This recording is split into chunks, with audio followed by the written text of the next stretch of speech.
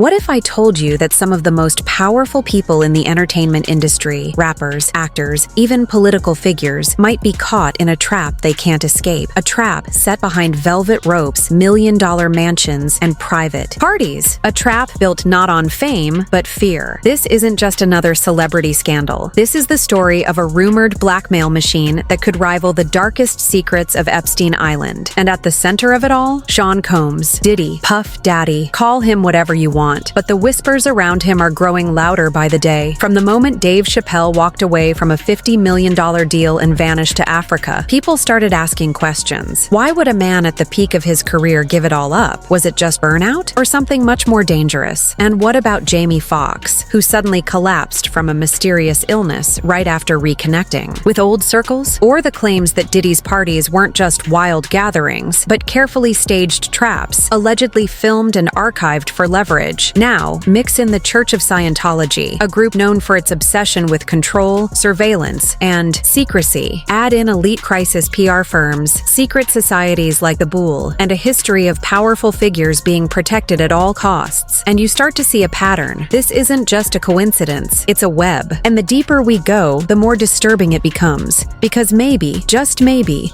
some of your favorite celebrities aren't the kings and queens of their own empires. Maybe they're pawns, playing a game they never agreed to. And if that's true, who's really moving the pieces? Diddy's name has been synonymous with power and success in the music industry for decades. But behind the glitz, multiple allegations suggest he might have been orchestrating something far more sinister. For years, rumors have circulated that Diddy's homes, lavish mansions often filled with celebrities and high-profile guests, were secretly wired with surveillance cameras, not just for security, but allegedly for blackmail. According to multiple insider sources, these gatherings weren't just parties, they were freak-offs, wild, no-limits events where people let their guards down. But what they didn't know was that someone might have been watching, recording, archiving, and later, allegedly using that footage to maintain control. Some even say Diddy didn't act alone, that he was just a piece of a much larger operation, something designed to ensnare rising stars, politicians, and even industry veterans into compromising situations they couldn't walk away from. One former employee claimed he was paid to attend these parties and confirmed the presence of cameras hidden in ordinary places,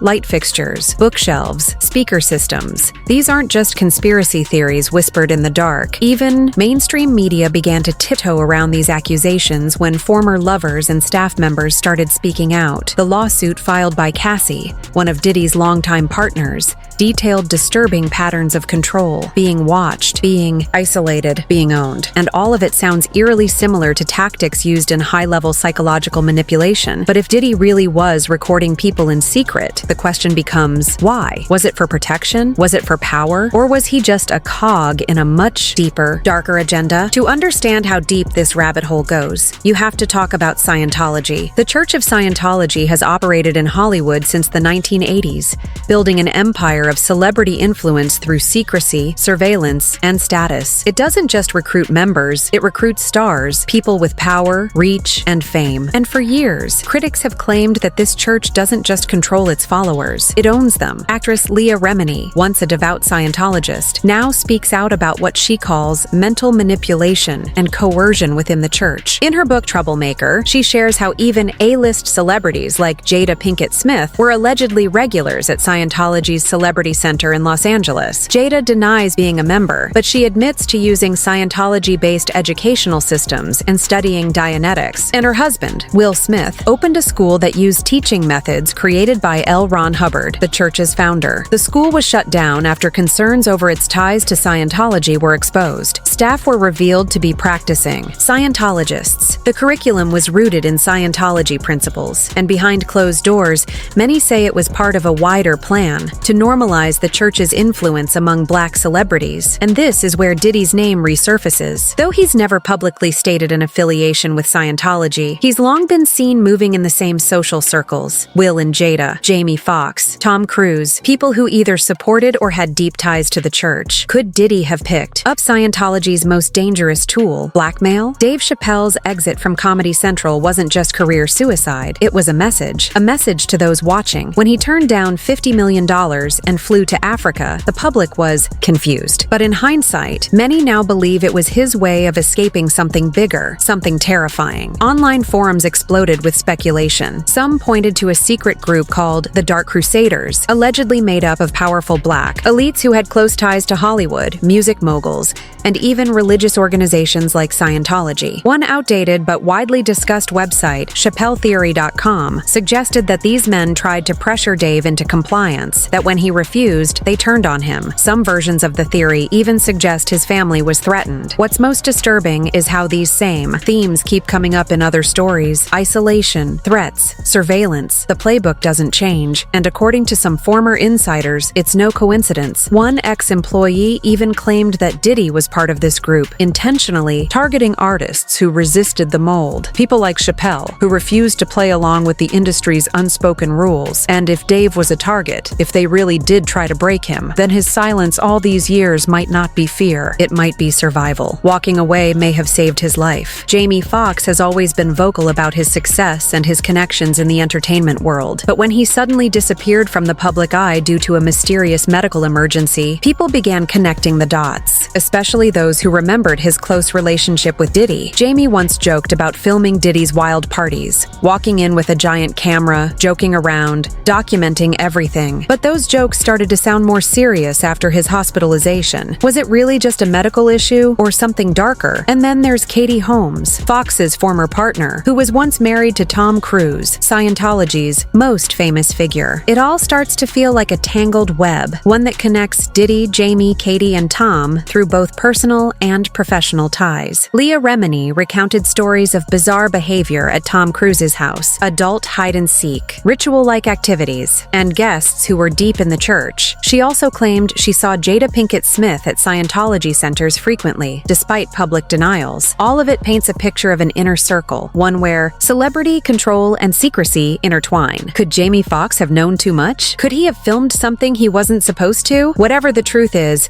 his silence after returning from his health crisis only fuels speculation, because in a world this dark, silence might be the loudest warning. The more you dig, the stranger it gets. Diddy's alleged ties to a secret group called the Boule, often referred to as the Black Illuminati, have added another layer of fear and fascination to his story. According to conspiracy theorists and former insiders, this elite organization isn't just about wealth or influence, it's about control. And those who join it are expected to follow a very specific set of rules, or suffer the consequences. A man claiming to have once worked closely with Diddy said he was recruited into what he called the Boule agenda, describing it as a power network of lawyers, politicians, entertainers, and business moguls. He said Diddy wasn't at the top of the pyramid, but he was high enough to make or break careers. And according to him, Diddy's connection to powerful attorneys like Mark Garagos and Ben Malice only strengthened the belief that he was part of something much bigger. This isn't just about fame anymore. It's about systems built to protect certain people while controlling others. The same names and firms appear repeatedly: legal teams, PR specialists, crisis managers. They don't just handle scandals, they bury them. And many of them are also linked to other powerful entities like the Church of Scientology. If these groups are working in tandem, they form a machine, a system that grooms celebrities, manipulates their image, collects leverage, and keeps them in line. The question isn't whether Diddy is part of it, it's whether he was ever given a choice. If the rumors are true, then Diddy wasn't just manipulating people socially, he was engineering total dependency. One of the most disturbing stories comes from Cassie, who filed a lawsuit detailing how she was groomed from the age of 19, isolated from her family, watched constantly, given gifts, praise, money, only to be broken down emotionally and psychologically in return. The tactics she describes mirror those used by cult-like organizations, especially the Church of Scientology. In both cases, victims are first rewarded, then confused, then punished. And just when they're ready to leave, they're pulled back in with another promise, another illusion of love or safety. Scientology uses something called auditing, a process where individuals disclose their deepest secrets. These sessions are recorded, transcribed, and filed, sometimes allegedly used later for blackmail. In Cassie's case, her own life became the leverage. She was cut off from friends, controlled financially. Every step she took was monitored. And just like Scientology's bridge to total total freedom, which pressures members into spending thousands to ascend its spiritual ranks. Diddy's world offered lavish gifts and opportunities, but always with strings attached: private jets, designer clothes, studio time. But underneath it all was a system of control, one that blurred the lines between luxury and imprisonment. This is trauma bonding at its highest level, where the abuser becomes the savior,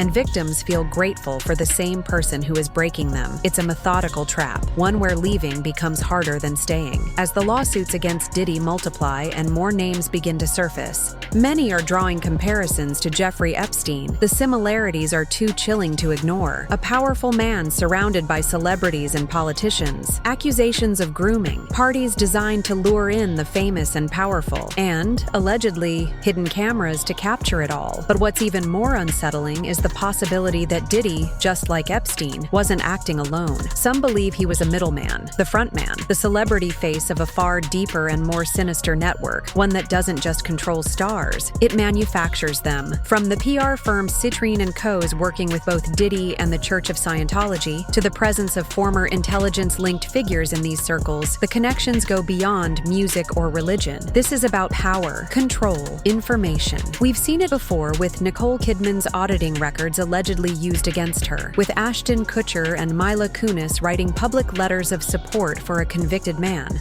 only to face backlash that made them appear more like pawns than people, with Tom Cruise being protected for decades by an organization that prides itself on exposing suppressive persons. In this context, Diddy becomes less of a mogul and more of a node in a massive, interconnected web, a web where silence is bought, secrets are currency, and blackmail is the leash that keeps the elite in check. Whether you believe all of it or not, one thing is clear: there's more going on behind the curtains of Hollywood than most people will ever know. And sometimes, the ones who walk away, like Dave Chappelle, aren't crazy. They're just the only ones still free.